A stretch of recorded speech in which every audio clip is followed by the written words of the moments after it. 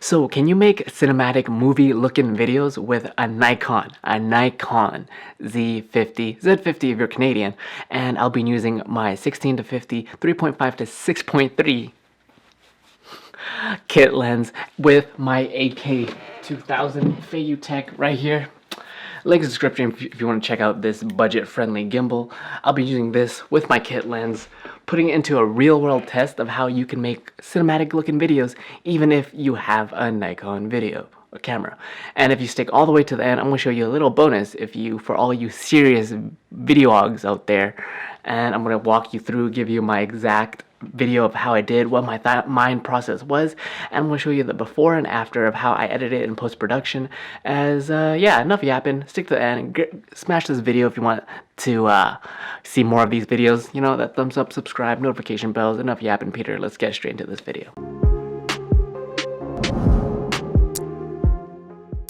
So right here, guys, this is the full raw footage of my Nikon Z50 with a 16 to 50 kit lens with my AK 2000 Tech. Link is description, like I already said, but here's the raw and unedited footage.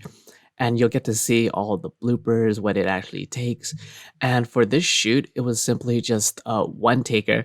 I didn't have much of a shot list or an idea, just kind of went with the flow, and I'll show you the process of how I cut, and you'll start to understand what I'm trying to do. So I have this establishing shot here that I wanted to do. I probably in After Effects, maybe stabilize it or motion track it in its middle frame.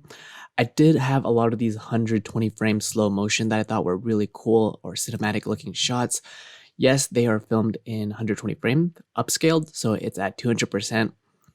There are a couple of shots here that I wanted to get the overall environment because there were these big trees that I wanted to capture.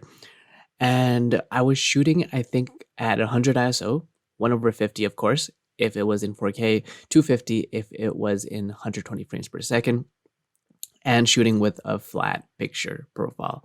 And even though I was filming in 120 frames, slow motion, as you can see here, with a gimbal, there's still a little bit of those micro jitters that I will eventually have to use warp stabilizer on. So as you can see here, this is what you can get with a Nikon Z50, and it'll surprise most people. The only thing I do regret is if you do shoot outdoors with a kit lens, I really wish that I had an ND filter with this so I could shoot more of that bokeh-liciousness. So these are just walking shots. I told my talent just to walk ahead, and I just wanted to get a really, really wide frame.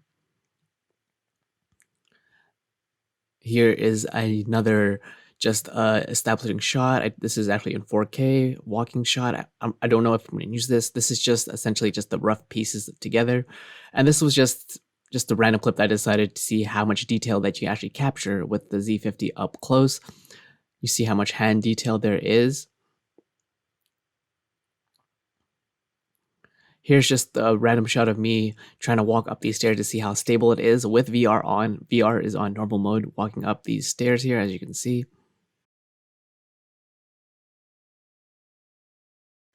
This is a good establishing shot here. I have another low angle. I hit it from the top, from the bottom, just to see overall different ranges of varieties that you can get with your shots. And now this is going to be more of my rough cut. As you can see, this is part 2, where I'm starting to stabilize these clips and piece together a story, because you can have all these random clips here, but I wanted to create some sort of story, and I start to see what works and what doesn't work. And I decided to actually throw in a drone shot in the very beginning of the next piece that you're going to see to have a more establishing shot. I really like this shot here. And eventually I will show you that, yes, you can color grade on a Nikon Z50.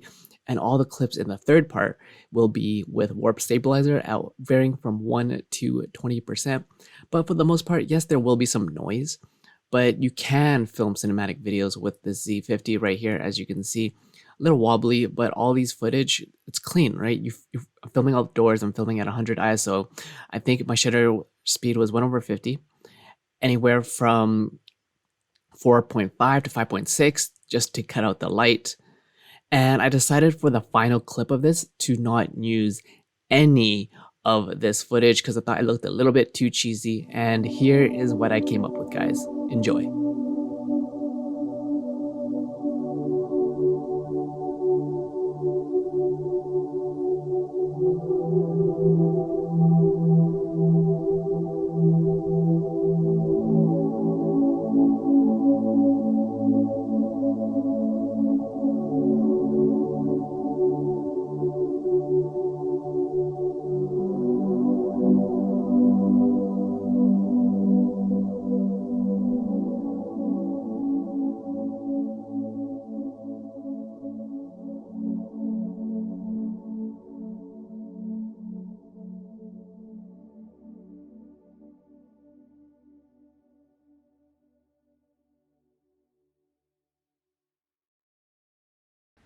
And yeah, guys, that was my one take raw attempt at making my cinematic Nikon Z50 vlog or video footage with a flat picture profile. I have the link in the description below if you want to check out all my best video settings that I use, the exact equipment. Check that out.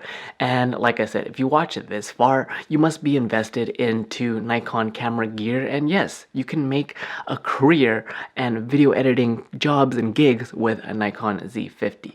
So if you want to learn how you make the most out of your Nikon camera, especially if you have even a Nikon DSLR, link is description. Check out my mastery guide of how you take your basic automatic DSLR camera and make it look pretty damn good.